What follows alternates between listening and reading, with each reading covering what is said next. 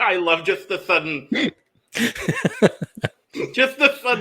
appearance of a fan. Oh, goodness. Well, Chip and Dale are back at it again, I guess. Yep, we are. If you know, you know. I know. And I know. And I think it's very funny. Now, who is who? Well, do either of us have a gap? I don't. I do. Okay, then you're... Wait, which one has the gap? I don't know, David. Oh, no. Oh, God. You're the gap one with the red nose. I'll take that. Yep. You're the funny one. And I'm the boring. Yes. That tracks. No, I'm kidding. Hold on. I am Dale. Okay. I'm Chip. Yes. Which means we really should be, the other way around. No. But that's not going to happen because David doesn't want to host. No. Anyway, hola, y bienvenidos a The Cup, the Currently Unnamed Podcast, where we put the real and the tea in reality, and you can always come to us first to quench your thirst. I'm Logan Murphy. Say something gay. Today I'm just drinking water. I didn't grab anything else to drink prior to this recording. I have food in front of me, but that's not a drink. So, it happens. But if I was drinking anything out of, a mug, perhaps, it would, of course, obviously, be a cup mug. I moved my medication out from here because I got an old man pill divider because I was forgetting to take my medication every day, which is not great. But you can get your merch, including but not limited to cup mug, available at lanagcreations.etsy.com. Link will be down in the description below, and we do ship internationally and domestically within the United States, so there are no excuses. Today, España, we're back looking at you. We do this weekly, y'all. Come on, España, get your cup mugs. Thank you. Well, I'm Chip. I'm David Healy, and I don't have a cute intro, but I do have a cute shirt. And hey, Lana gave me a hard time for not wearing this shirt when we had the premiere discussion. Mm-hmm. But you know what? It was fate, because she got mentioned in this episode during a lip sync. I am wearing my Clover Beach shirt. Yay! And I am drinking some water. Good. I was happy to take over the cool shirt duties while you were gone for season 16. So, because I just so happened to wear my Turing shirt. But we're back. David, can you believe it? We are already a third of the way through España All-Star. It's flying by. It only feels like 2 episodes. Because it is. What? In the world's shortest season. Is this literally... Wait. It's literally 6 episodes. But is this literally the shortest season of Drag Race ever? It's tied with a couple of them, I think. Okay. I want to say All Stars 1 was also 6 episodes. But it had a reunion. So I think it was more with... Then this actually might be the shortest season. Interesting. Mm-hmm. Okay. Interesting. Anyway, we are a third of the way through España All-Stars, and we're going to talk about today, episode 2. Because, capítulo 2 in this season of España All-Stars. And it's already time for Snatch Game. Woohoo! Oh, boy. And boy, was it a Snatch Game. It was. It sure was. And we'll talk about it. Before we dive into the episode, though, make sure to subscribe if you have not already, because we are here almost all the time giving you almost all things drag. We've got 5 active drag franchises right now and some other exclusive content about drag available over on our memberships coming very, very soon. So if you would like to become a member of The Cup and join the tea room, the join button is going to be down below. We greatly appreciate all the support in that. You can also join us on Patreon, same content, different platform. That link will be down in the description below as well. And we've got 2 other channels with Almost All Things Reality TV and Almost All Things Eurovision Song Contest, so you can go check those out as well. We did cover the Spanish national selection for Eurovision, and oh boy, am I excited for what Spain is bringing to this season. And I just know that Nebulosa will be a guest judge on the next applicable España season that they film. Duh. You have no clue who she is. So yeah, I love Guardians of the Galaxy. Okay, anyway. Spain is sending a fabulous older woman to Eurovision this year, and we're thrilled about it. Is she all blue? No. Okay. No, but she was in all black when she won the national final. So, anyway, we appreciate your support. Thank you so much for that and all of that stuff. So, we dive into this episode. We come back in. Pinchadora has gone home. And I, for one, was a little sad about it. And they're talking, and Onyx is relieved to still be here, upset to have been in the bottom. And then we find out that Hornella, to really no one's surprise at all, picked Onyx to go home. Yeah, I wasn't surprised. That's just how we're doing this season, I guess. I did think it was funny. I can't remember who it was, but it was somebody who was not on season 3 was like, oh yeah, they sent home Pinchadora because we all know she's such a big competitor. She does so well. I'm like, you don't know. You didn't see her season. You've only heard rumblings. I think it was Pupi Poisson. Yeah. Actually. Well, to be fair, Pupi did make an appearance in the season. That is true. She did know how people did. Or she knew how people did in Snatch Game. Wait, she was there. Didn't Pinchadora go home during Snatch Game? On season 3? No. Okay. What did she? No, that wasn't the double elimination. Okay. Didn't Pinchadora win Snatch Game? You're right. Yeah. I was like, didn't she win? Who went home? Was that Visa? Was that Visa's elimination? I don't remember. Shouldn't have been. No, I agree with you. But who went home? I'm pretty sure it was Visa. I think it was. Oh, yeah, because Pinchadora goes home the next episode. Yeah. Because the next episode, they do the double elimination. Or no, they do the redemption and the double. I don't remember. That season is a blur to me other than Clover, Hornella, and Visa for me, honestly. And Pakita. We love Pakita. But, yeah, Hornella would have sent home Onyx, and she's like, yeah, I knew it. And I'm curious whether we have the exact same scenario on our hands this week. I think we do. I think so. I think we do. But everybody de-drags, and we come back to the next day. This episode, again, I will say, not a whole lot of filler. Which I do appreciate, but we have Supreme coming in. No mini challenge, because I guess we don't need those. And we find out that we're playing Snatch Game. And everyone's played Snatch Game before except for Samantha. And oh boy, did she make it very clear to us that I almost forgot. Snatch Game. Yeah, she wouldn't shut up about it. No, she really would not shut up. She was like, oh my God, I'm so excited to play Snatch Game. What do I need to do to win Snatch Game? I'm here to play Snatch Game. Snatch Game. It felt very Trixie on All Stars 3, where Trixie had never played Snatch Game before. And I do like on the All Star seasons when the girls that don't get to play Snatch Game end up playing Snatch Game. Drink every time I've said Snatch Game here. You don't do that. Don't do that. But everyone's talking about who they're going to do.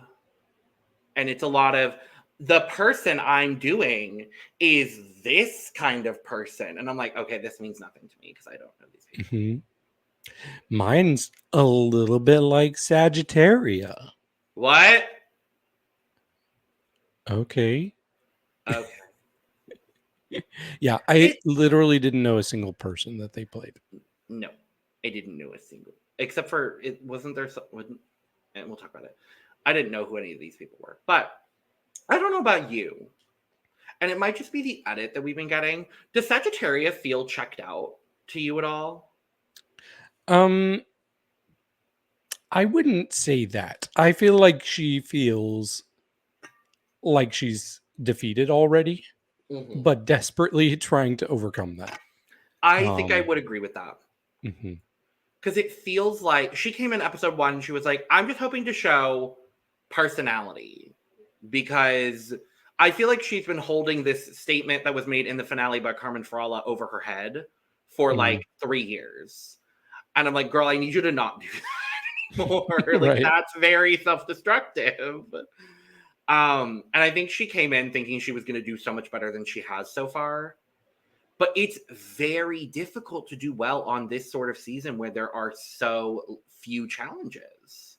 Very true. And you have a pretty well-rounded cast. Like, there's so many people that have their specific lane. It's such a strong cast. Yeah. And it's hard to like think of a specific lane that Sagittaria has other than good looks.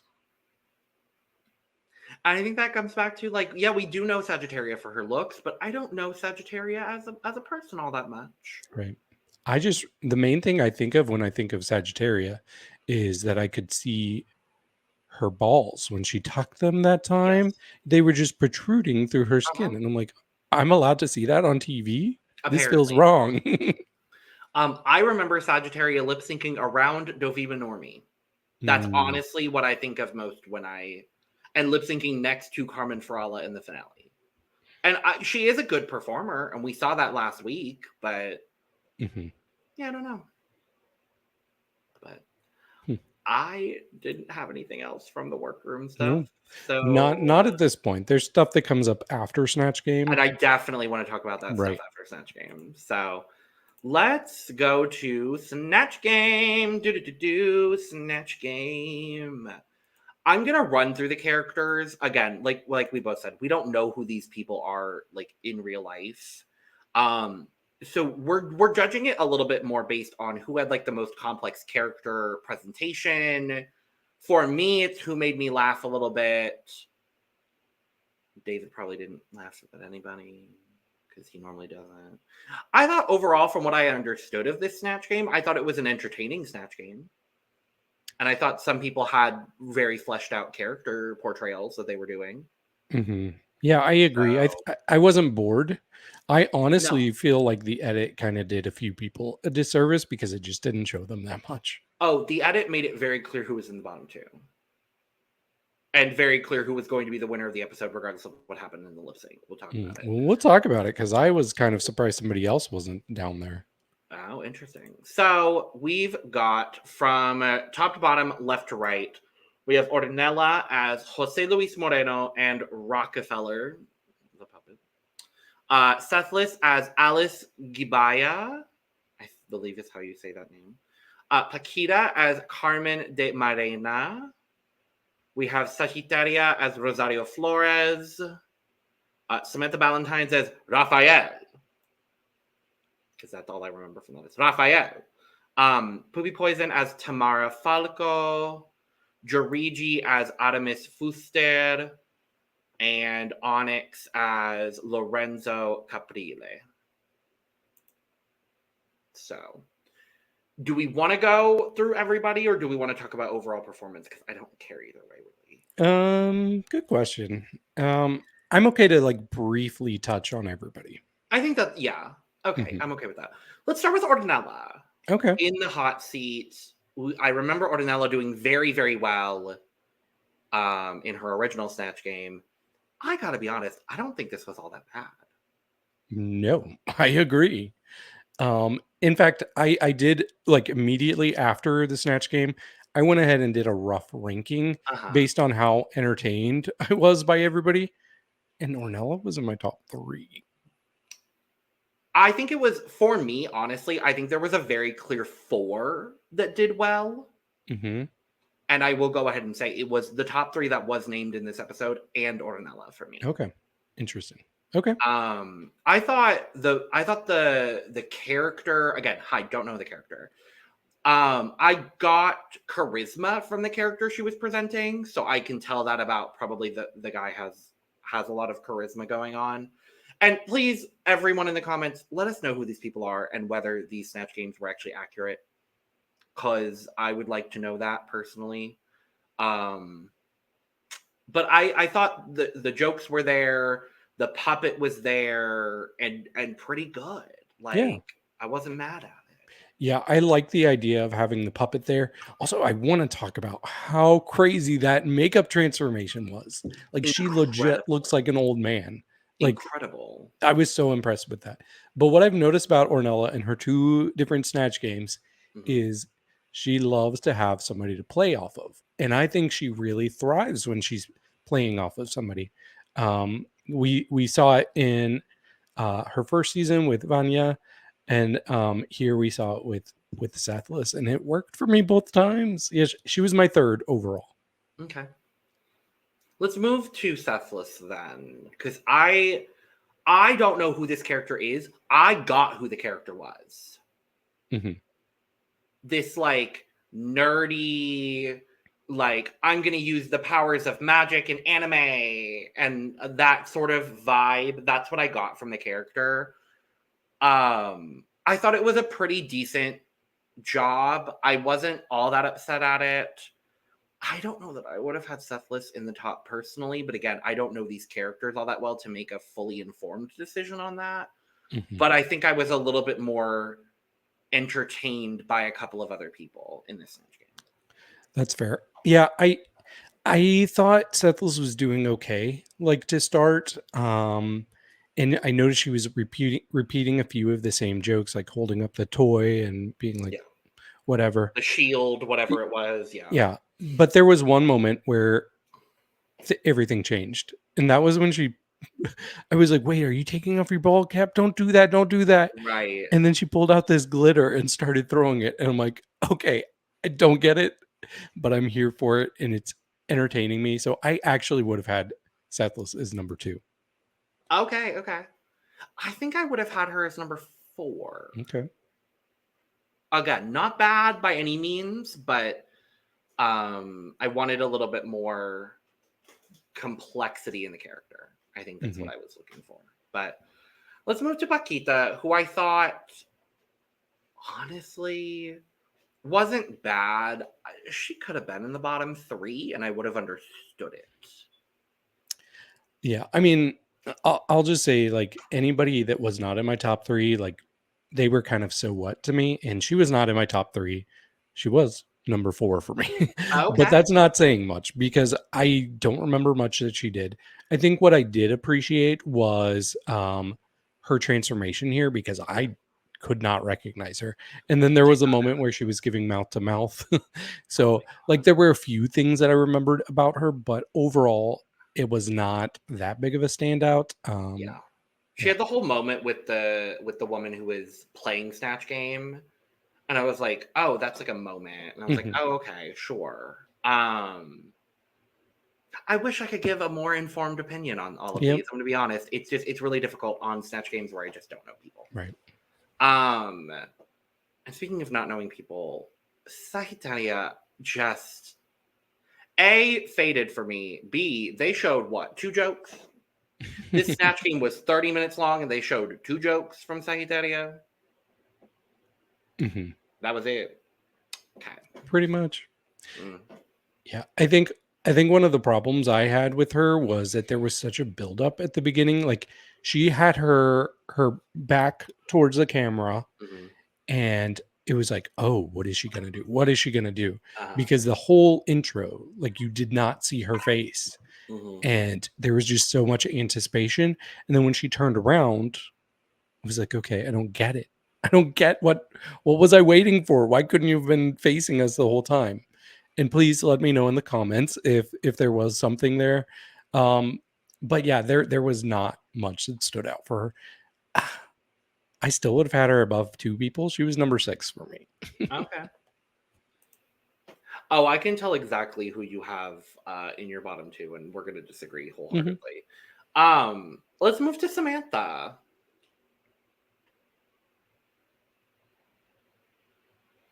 Speaking of. Yeah, I was going to say, because you probably didn't enjoy this at all. No, it wasn't that I didn't enjoy it. I mean, it's not like, oh, I hated it. It just did not stand out for me at all. There were 2 people that nothing they did left an impression on me. And they're so indistinguishable for me that I was I was certain Samantha was in the bottom when I saw Samantha and Onyx, I believe. Yeah. Referring to, yeah. Yes, absolutely. They did nothing to stand out for me, and I felt like they were two of the people that was shown the least. So, and I think this was another problem with expectations. Like, she really impressed me in the premiere, and I thought this was going to be her challenge. And for me, I couldn't tell you a single thing she did. So she was number 7 for me. I think I was entertained by her performance. I probably would have had her safe. I had a different person, actually. Now that I'm thinking about it more, I would have had a different person in like the top 3. Okay. Onyx, clearly. Of course, Onyx, absolutely. No, I think what Samantha did was fine. I remember the Rodolfo, and like I remember that, or Raphael, not even Rodolfo. See, I don't even remember the name of the person, but she was like Raphael, and like I think the voice was there, and I thought that was entertaining. But yeah, let's talk about Pupi, because I gotta be honest. I mean, this is her challenge. This is her challenge. Every single time she's done Snatch Game, she's killed it. Even being a contestant, she's killed it. She is meant to be a celebrity impersonator. And I do not know who this woman is. I'm kind of intrigued to find out who she is. Because I thought everything Pupi did was so calculated and so funny. And when the guest judge even was like, it goes beyond acting for you. Like, you're a comedian. And you could tell that in the performance. And it was the subtle nuances of like playing with the brace or the necklace or the bracelet or something and just like staring off into space. It was all of those little things too that kind of compounded together for me. I really enjoyed this. This was my favorite. Yeah, she was clearly number 1 for me, and I hate saying that because I've never been the biggest fan of her, but I have to give her credit when she deserves it. Like, she was the one above anybody else that really let me know who her character was. And if I don't know who anybody is, then that's what's going to stand out when I'm like, okay, I know who that girl is. And she took every single opportunity to have her moment, even when other people, it was their turn. She would find a way to play off of them. So she did absolutely what she needed to. If this had been a solo win, 100% it would have been hers. I think it kind of was a solo win, David. Fair. They made it to be a solo win. They finagled things so that way it was a solo win. Let's move to Juriji, because I actually thought Juriji, for me, now that I'm thinking more about the Snatch Game, I think I would have had Juriji in the top. Okay. Because I think what I got the character immediately. I was like, I know who this woman is.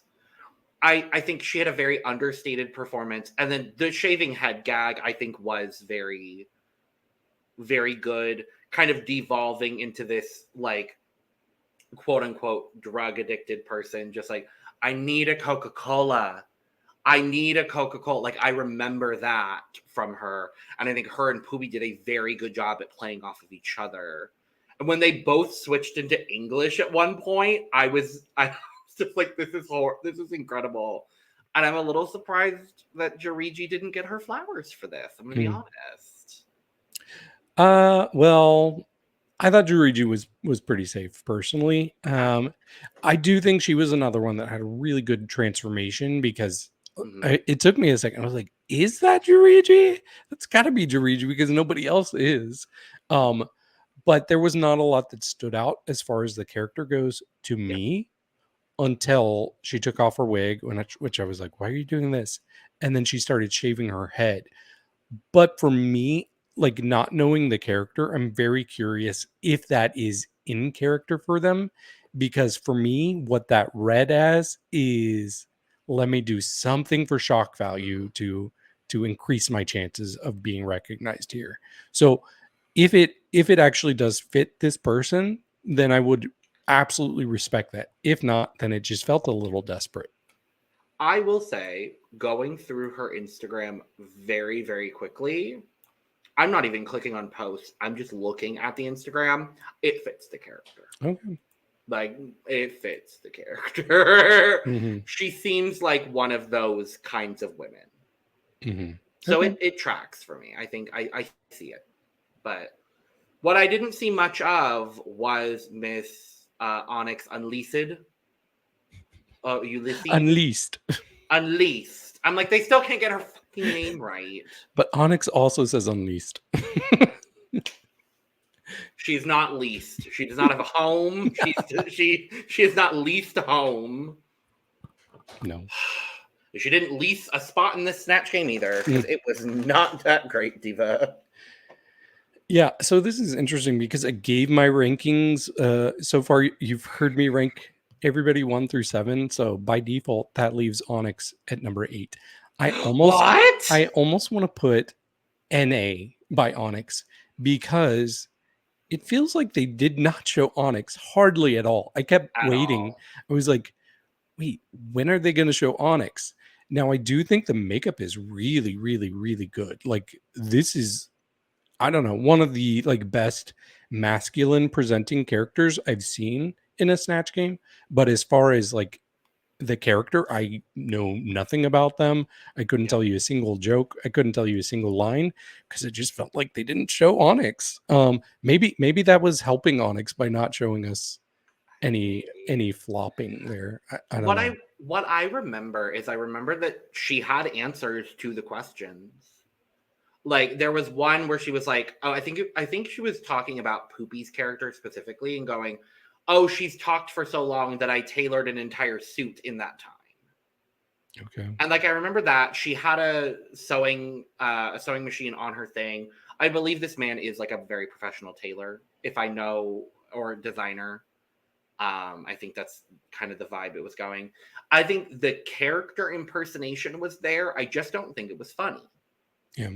And that's the biggest part of Snatch Game is to be funny. So, yeah, but overall, I think for what I know of these characters now, I was entertained for the most part, but I don't think it was the world's best Snatch Game. No, not even close. But again, people that know the references, please let us know otherwise, because if it was a great Snatch Game and we're just missing all of it, like, I would love to know. Mm-hmm. But I don't know. But we go into the workroom the next day, and this is where we find out that Juriji shaved her actual hair, and she's now bald. Yep. And as a fellow person in the bald community, I felt very seen in this episode because now there are 4 bald people on this season of Drag Race España, and I just feel very represented. She is BBC, bald by choice. Yes, as am I, because otherwise it doesn't look good. But this prompted a very lovely conversation that she was having with Onyx. I think so. Sethlas? Yeah, I think it was Onyx. Somewhat. I think it was Onyx. They had to give Onyx a little bit of screen time before they sent her home. And I said they. I didn't say Pupi. I said they. We'll talk about it. But it prompts a lovely conversation about how trans people are supposed to look in everyday life, and like the idea of passing, and how Juriji doesn't really care. Like, she isn't the most worried about what she looks like in her everyday life because she's so secure in her own identity. And I love to hear that. Yeah. They talked about dysphoria that comes with being trans. And I'm glad they brought that up because I don't think it gets talked about enough. Like, I don't think so. I think it's almost presented like as a glamorous thing sometimes, like, look how cool it is to be trans on the show. Like, and that's true, but you don't see like the kind of shadow side that goes there with like, do I look like the gender that I'm trying to be? Yeah. Do I look like the gender that I am inside? So I was glad that they brought that up because, like, I even when she was shaving her hair, that was the first thing I thought about. I'm like, oh no, are you going to be secure in this? Because I could see a lot of people just that being such a struggle for them. So I'm glad that it's not something that's going to affect her too. Right. And to that point, I mean, we see, I'm so happy that we see so many, fabulous trans people on the show now.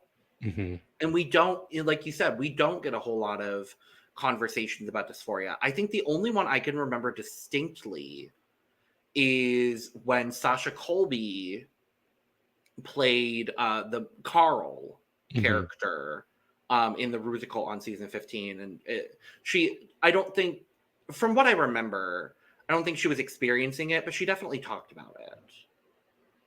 We got a very similar conversation with Moon when Moon played it. Thank you. I was like, I know there's another distinct example, and I couldn't remember who it was. Yes, thank you.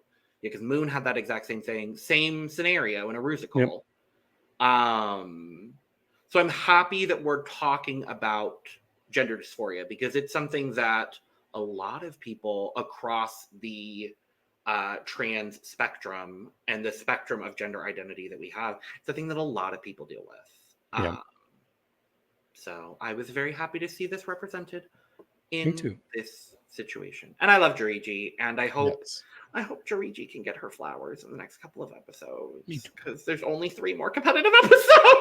I know. I'm like, I believe in her as well. I think next week is her time, but we'll talk about it. But yeah, with that being said, I don't have anything else to talk about, David. So do you want to just go to the runway? Yeah, let's do it. Hit that music. Oh no, I was not prepared. Ooh, I love this background. Thank you. Very purple. Thank you. Where is the sound? There it is. Thank God.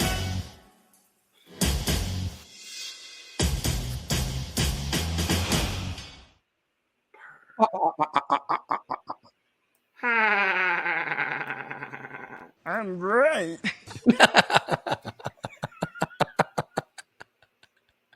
I didn't know Cher was in the house. Cher. It's Shermit. Shermit. Shermit. I'm great. I want to hear Cher sing the Rainbow Connection. Oh my God. No. Oh Lord Jesus. How category is Redemption. I love a redemption runway. I'm so happy we got it. I feel like this should be a staple on every All-Star season. Agreed. I really do. And I hope we see it on UK versus the World, because we got it on UK versus the World 1, I think. Don't remember. I was like, when was the last time we had a redemption runway on an All-Stars? I don't remember. But very, very excited for redemption runway. Before we talk about the redemption runway, though, we got to talk about our beautiful judges. Speaking of redemption runway. Thank God Supreme looks great. Supreme looks like Supreme again. Thank God. Like, I'm so happy. This is gorgeous. I love this kind of bow sleeve situation with all of this gray feathering and the silver. It's probably like a lame or something like that. It's gorgeous. She looks great. Yep. Thank God. No notes. Thank God. Finally. Finally. God, I have no notes. Episode 2. No, thank God she looks good. Yes. I'm saying thank God she finally looks good. We're 2 episodes in. We're 2 episodes in. So I love that all of the fabulous women got this like bow puffy sleeve notice this week. I love it. Trying to learn bows and big puffy shoulders, I guess.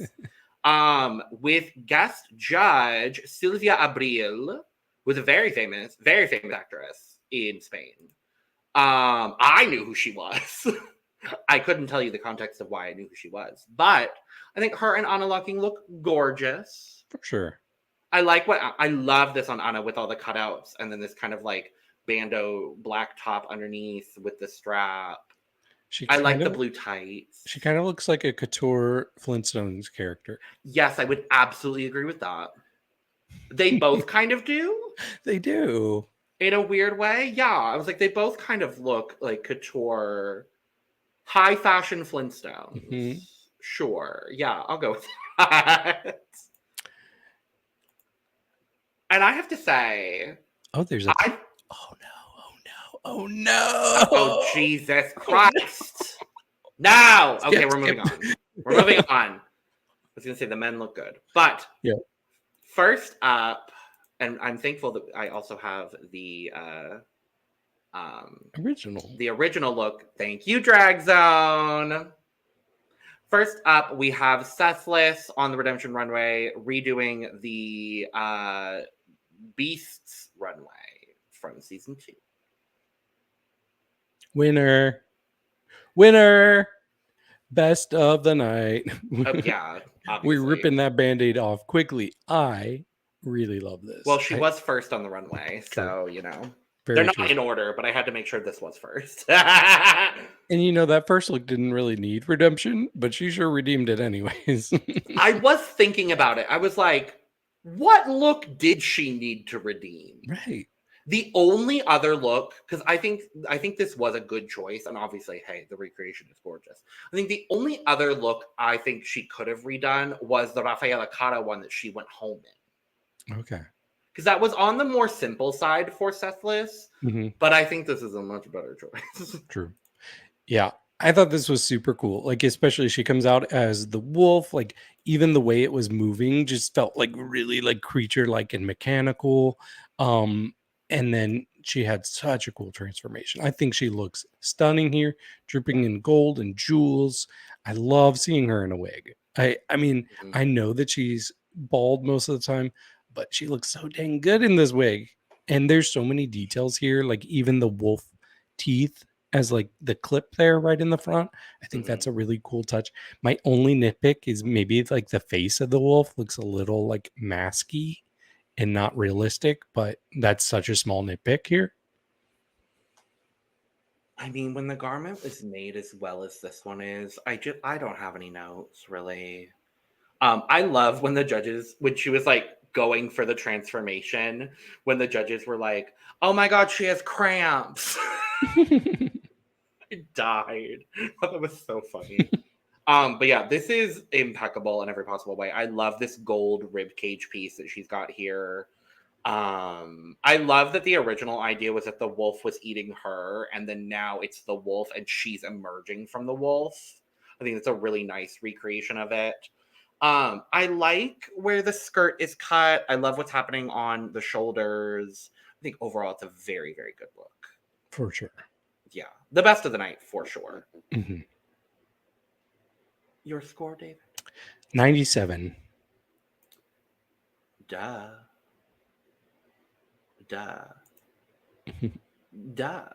That's all. Just duh.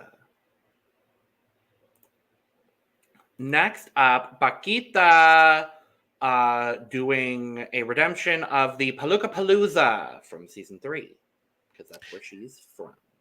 Right. Now, I loved most of Pakita's looks in season 3. Yes. This was an exception. So yes, it did need redeeming in my book. I agree. It definitely needed a redemption. And you know what? I think she did, because it's clearly a better look. My issue is I don't really get it for wigs, like I'm not getting the whole hair aspect. Like that does not feel like the focal point to me. Like I get that she's got like a ship in the wig, which is cool, but I don't know. It feels kind of cheating. It feels like she just went with like, oh, this is a really cool look, so let me just make it work. I wasn't sure if like the gold like wrapping around her dress was supposed to be hair. I think that's supposed to be the hair, because if you look, the ponytail down is gold. Okay, well, it didn't fully work for me, but with that said, I think it's still a really good look. Her face looks stunning, so there's not much to complain about here.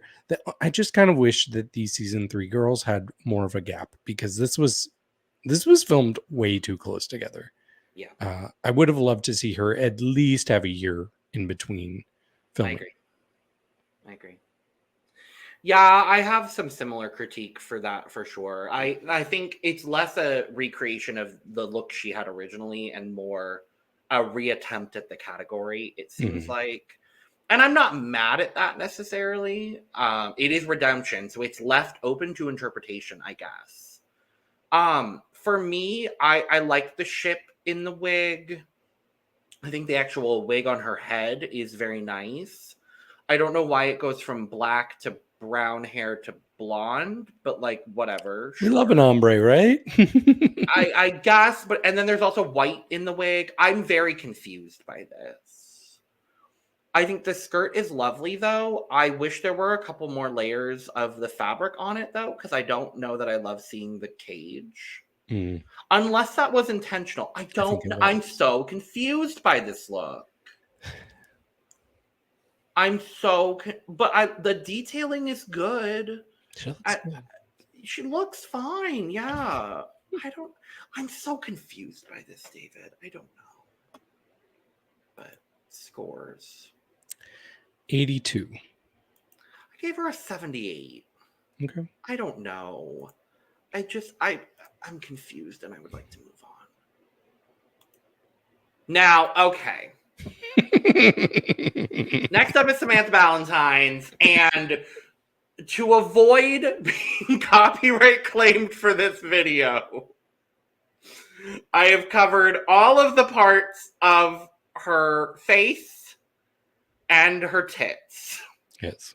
To clarify, it's not about copyright. It's about... Or not copyright. Yeah. It's about monetization. Right.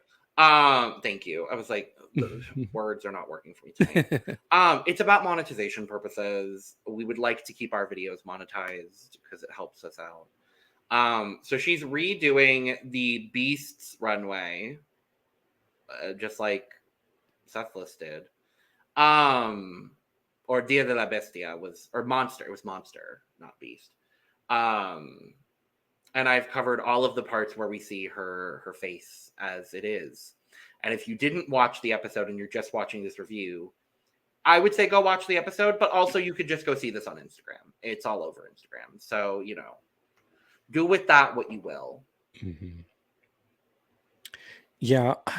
For me, I didn't find this to be too different. I mean, I get the difference here, but it was almost like she took the original look and just supersized it and tried to add a little bit of glamour.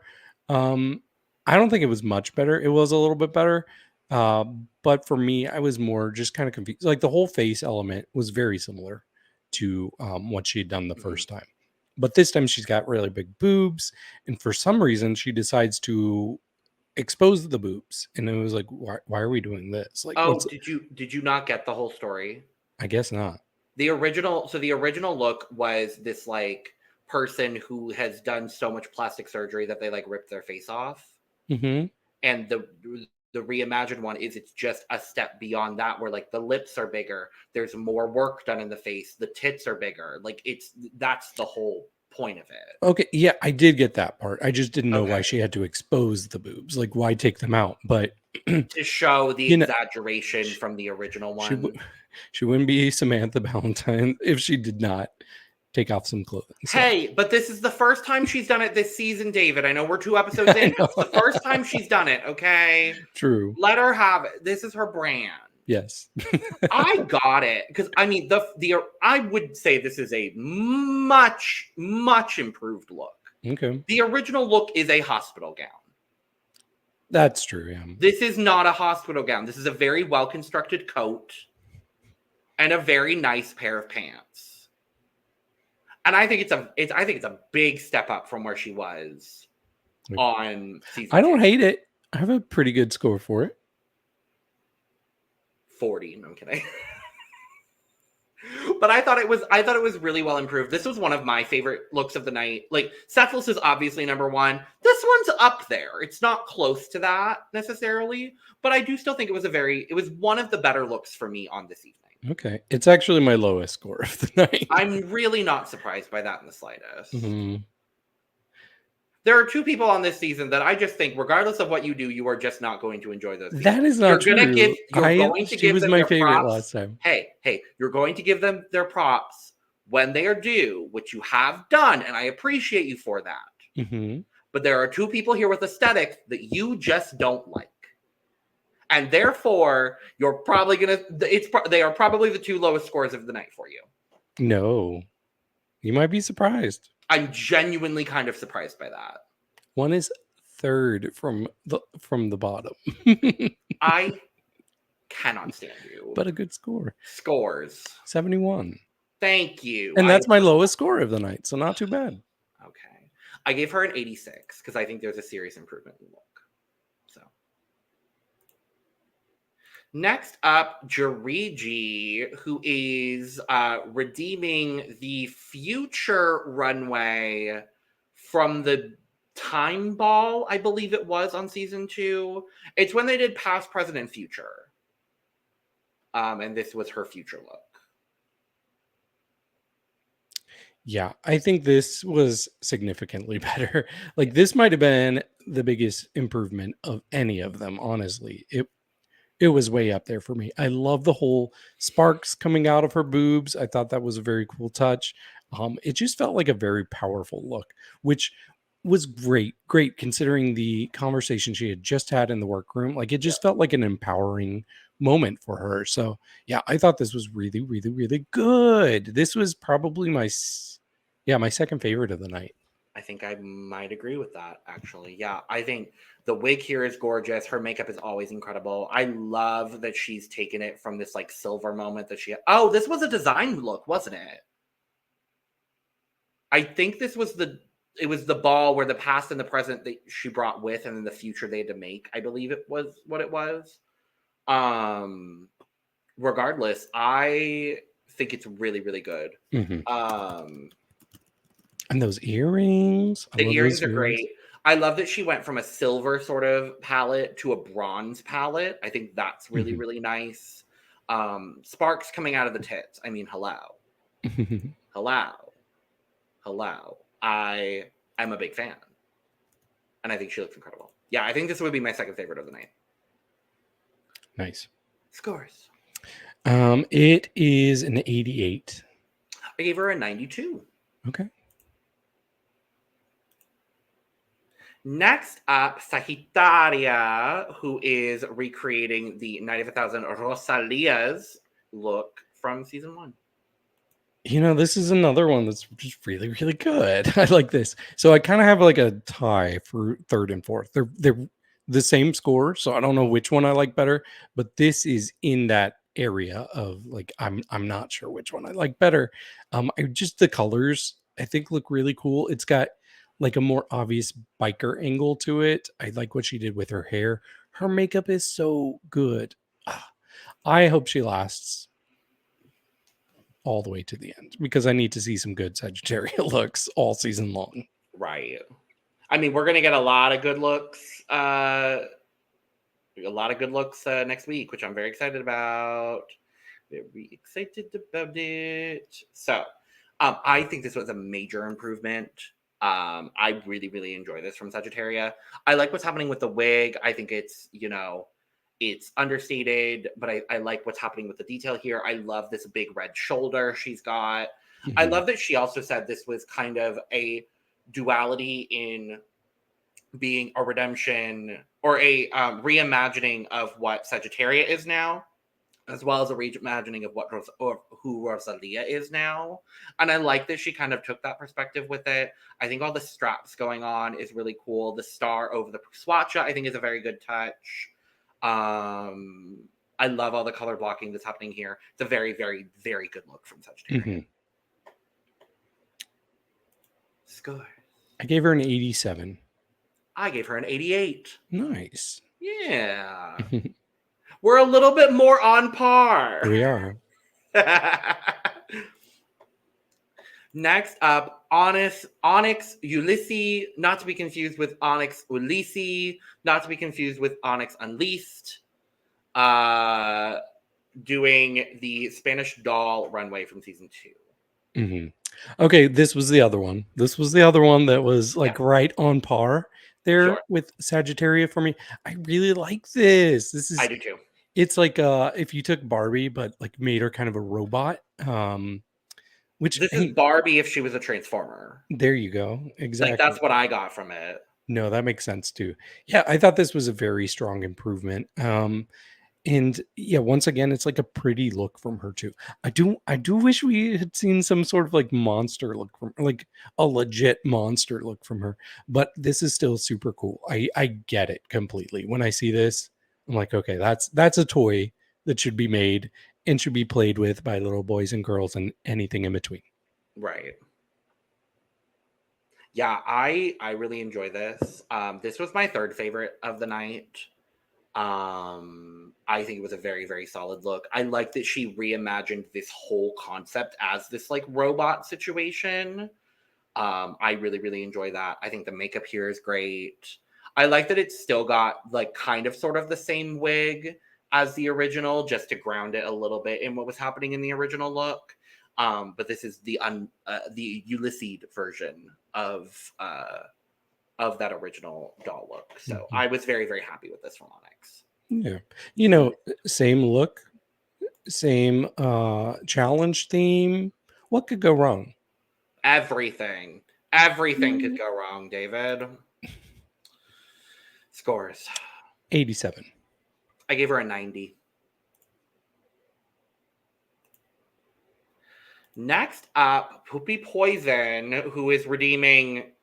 There were several looks she could have redeemed. Let's all just be honest and genuine here today. She redeemed the drag on a dime look, which was the first challenge of season 1 of this. Gosh, that is putrid. That's so bad.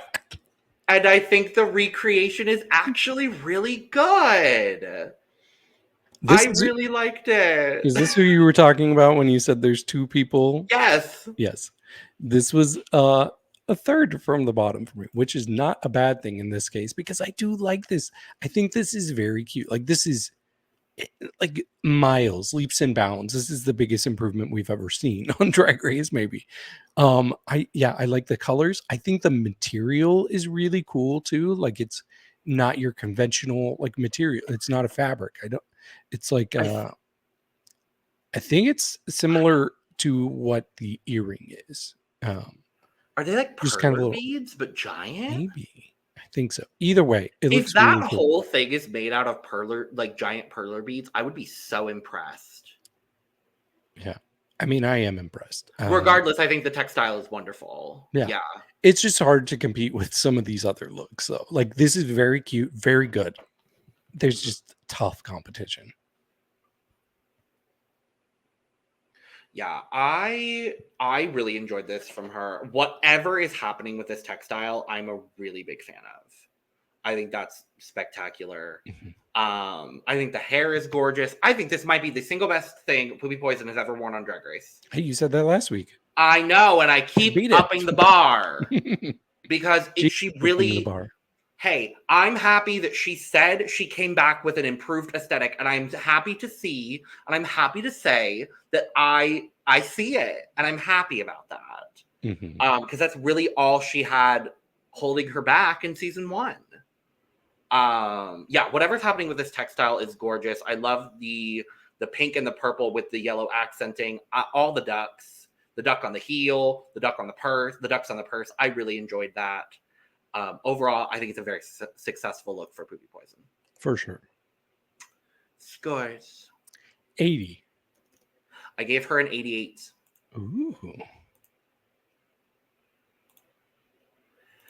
And last up, Hornella Gongora, thankfully redeeming this god-awful makeover from season 3. Ooh, we did not like that look. I think I pled, and I didn't like that I had to do that. But yeah, this is definitely much better. And I think it's interesting. She looks like she's more making over her partner's look because she's keeping the blues in there. I like it. Yeah, I think she looks very nice. I mean, there's not much to complain about here. I think the birds like lifting up the skirt is kind of a cool touch to it as well. I do wish there was a little bit more going on like in the top half. Like, it feels a little bit like, I don't know, a little bit of an afterthought. Just, I don't know, just something to draw my eye a bit more, because it's all like the bottom part that is really drawing me in. So overall, I thought it was pretty good. Like, this was my second least favorite, but that's not saying anything bad about it. There were a lot of good looks. Yeah, I think the touches with the birds carrying the dress, I think, is very nice. It's giving very Cinderella, which I really like. I like the wig with this. I think, it's simple, but in a grand way, and I did really like that about it. Yeah, I don't have a whole lot of complaints. Glitter chest, I could go without. Is it glitter chest? I think it is.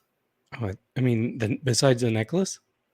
Is that a necklace? Oh yeah, that's a necklace there, I Oh, I think. thought that was just glitter on her chest. Oh no, that's a necklace. I thought it was glitter on her chest in the shape of a necklace. Oh, well, no, because that's like such specific patterns there. Like, there's no way she could have done that. Okay. But I think she's proving the same thing I said about Pakita. I wish she had a little more time. Yeah, I agree. It's just so fast to come back. It really is. It was like, what, 3 months maybe? I think 4. 4? Hornella got offered All Stars while she was filming season 3. Wow. So, well, that's a big hint. Isn't it? But scores 75. I gave her an 87. I do actually like it. So we go to critique, and we find out that Juriji and Pakita are safe. Same. Sure. That's what I had safe. Sure. I would have had Pakita and Samantha, I think, actually, given runway and challenge. Mm-hmm. But we find out that the top 2 are Sethlas and Pupi. I guess it was my top 2. I guess. I don't know. Well, I think for me, think about the runway. Well, I think I would have done, given runway and challenge, I get it. I still think I might have done Pupi and Juriji. Okay. Fair. But that's just me personally. But we find out that the bottom 2, to nobody's surprise, are the 2 people that were under-edited completely in the Snatch Game, which were Onyx and Sagittaria. Yeah. No, Lana, no. I know. I feel so bad. We'll talk about the draft here in a little bit. But honestly, there's not a whole lot to talk about when it comes to the backstage stuff, because it's very clear that the girls are playing this game along the lines of the seasons that they came from. Yep. Voting right down party lines. It's very obvious. Mm-hmm. And I think that informs the ultimate lip sync decision that was made in this episode. Yeah. I don't have anything else to talk about from backstage, so we could just go to the lip sync if you want. Yep, let's do it. Let's rip that Band-Aid off. Let's do it. So Sethlas and Pupi are lip syncing to Noche Entera by Vico, which I'm thrilled about, because this was a very, very popular song that came out of Benidorm Fest last year, the Spanish national selection for Eurovision, featuring also season 2 winner Sharon did compete in that selection. She did not make the final. But her performance was good. But she did not make the final. This did, and could have won. I wasn't a huge fan of it at the time. I am a huge fan of it now. And I love seeing this as a lip sync song. This lip sync was something. And ultimately was inconsequential, I think, to the outcome of the episode. And this is where I have my issues with the judging again. And I was worried about whether I would have issues with the judging of this season, because we know that the judging on España season 3 was kind of fucked. And guess what? The judging of this lip sync kind of fucked. Oh, we're going to fight. Are we serious? You are going to say that Pupi Poisson won this lip sync? Oh, interesting. Okay. Yep. I'll get into it, but Please. for me, Sethlas pulled a Samantha. Well, She was too busy undressing, taking off her wig, slowly taking off her outfit. And there was one moment, I wish I could capture it, but when she's like taking off her corset part, you just see Onyx on the back in the background, like smiling and like looking down. And it's like you could see the worry in her face. Like, wait, are you really doing this? Like, and then we saw a few of the same tricks we've seen from her a few times already this season. Like, there were good parts to it for sure, but I was pretty disappointed. I think this might have been one of my least favorite individual lip syncs I've seen all year. okay. Oh, I don't think this lip sync was good Mhm. on either part. I will go ahead and say that. But to counter your point, I do agree with everything you said about Sethlas. What did Pupi do successfully other than a split, David? Well, the split absolutely won her the lip sync. Well, And obviously, but other yeah. than the split, what did she do in this No, lip sync to deserve a win? And you know what? We've been scoring lip syncs, and I had pretty low scores for both of them. That actually gave her a little bit of a boost there. But yeah, I thought she was just consistently giving a pretty straightforward lip sync. But you know what? I think it paid off to hold back and then surprise us with the moment of doing the splits, because I was like, oh, I didn't know she could do that. And it seemed like everybody else was like, whoa, Pupi can do that. So I thought that she did a better job at biding her time and then giving us a surprise closer to the end. So it felt like there was a little bit of momentum and not just doing the same things over and over again and just getting undressed. So that's my thought. I mean, she dropped her words on several occasions, and that was very noticeable to me. It wasn't to me. She stopped lip syncing 2 entire lines to prepare to do the split. Didn't notice. I did. And it is reflected in my score because I don't think either of them did all that well in this lip sync whatsoever. Yeah, this is I going to still be our would've least favorite lip sync of the year, probably. No, Probably. it's probably got our lowest score so far this year. Oh, I gave it much lower scores than you did. I will say that much. Okay. But Pupi does win the lip sync. And this is where I got frustrated, because me thinking that Sethlas still won the lip sync, I'm like, oh no, they made sure that Pupi won the lip sync because they knew that Pupi had chosen Onyx to go home. And they knew that Sethlas had chosen Sagittaria to go home. And they didn't want Sagittaria to go home that early because they do not give a fuck about Onyx on this season That's at true. all. And guess what? Onyx goes home. No, honestly. They did not get, I know, David, and I agree with you. I'm happy she's out of there, because otherwise she would have been in the bottom every week. Mm-hmm. And as much as I would have liked to see more from Onyx, I think we all kind of would have liked to see more from Onyx. The fact of the matter is, the Javis are not featuring her at all. They don't get her. They're not going to try to get her. They didn't get her on season 2, and they're not going to get her now. Therefore, she will not do well on this show. Yeah, it sucks. Unless she is judged by somebody else who can be impartial.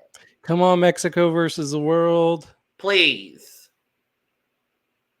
But with that being said, I'm so happy that Onyx was on this cast, despite her horrible treatment. I'm happy that she came out of this, because she said in her exit that she came out of her first season feeling very defeated and very unloved. And I'm very happy that she's coming out of this with a much more positive attitude. Yeah. Because I think she knew from episode 1 on she wasn't going to make that far in the season, so she was just going to show what she could show. But that's just me. But I'm very, very happy that we got her on this season, and I'm happy we got her for a third of the season. And I will be sat for her Instagram post. She better be posting all of her looks that we don't get to see. I hope so. Because I freaking love Onyx. She's by far one of my favorite España queens. Yeah. I agree with that, and I'm disappointed and sad and upset, but whatever. So I'm going to make this draft update very, very quick, because A, David's not in the draft, and B, it's very imbalanced. David, Do you want me to do it, or would you like to? Well, you might have it pulled up. I do not. So. I do have it pulled up, so I'll just go ahead and say, in the draft standings, we have Lana in third place with 11 points. We have Eve in second place with 12.5 points. And I am currently leading this draft with 25 points. Yes, I do have more points than both Eve and Lana combined. Yes, you had the top 3 this week. I did have the entire top 3 of this week. And 2 out of the top 3 last week. And I will say, I am glad that I hedged my bets on Samantha Ballentines. When nobody else would have. Thank you for letting me hedge my bets on Samantha Ballentines, and thank you for leaving me with Pupi Poisson. So thank you, ladies. I appreciate you both very much for that. So next week, it's the ball. Heaven and hell. And a third look. Ball stars. I don't know. I'm gonna be honest. And Pakita gets some bad material to work with. Oh, She's like, wait, how am I supposed to use this in a sewing challenge?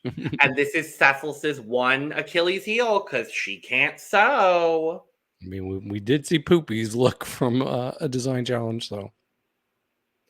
You know, this is not the best sewing cast. I will say that. I think a lot of people might struggle with that. Probably. So, is it bad to say I'm ready for this season to be over already? Oh. I see the direction this season is going, and am I happy with that direction? Yes, but am I ready for it to be over just so I don't have to deal with this weird, stupid judging? Yes. Mm-hmm. But with that being said, thank you for joining us for episode 2 of Drag Race España. We made it quick today because episode 1 was not. So make sure to subscribe if you have not already. We greatly appreciate it. Hit the like button, share with your friends, do all those lovely things. We greatly appreciate it. If you would like to become a member of the channel and join the tea room, hit the join button down below, or you can head to Patreon. Same content, different platform. That link will be down in the description below, as well as both of our other channels with almost all things reality TV and almost all things Eurovision Song Contest. So go subscribe over there as well. Make sure to follow our socials at The Cut Pod on Twitter, Instagram, and TikTok. You could also go follow David and I down below as well. We do things on social media sometimes, is the best way to describe that. We do things. We do things, indeed. And you could go get your merch, including but not limited to cup mug, down below there as well. And with all that being said, cheers. Cheers. Ooh. We are unleashed. We are unleashed, and Onyx is Ulysses. And I'm very happy that Onyx is unlisted, and she's unlisted, and she's unleashed, and I'm glad that she is released from this. So, goodbye.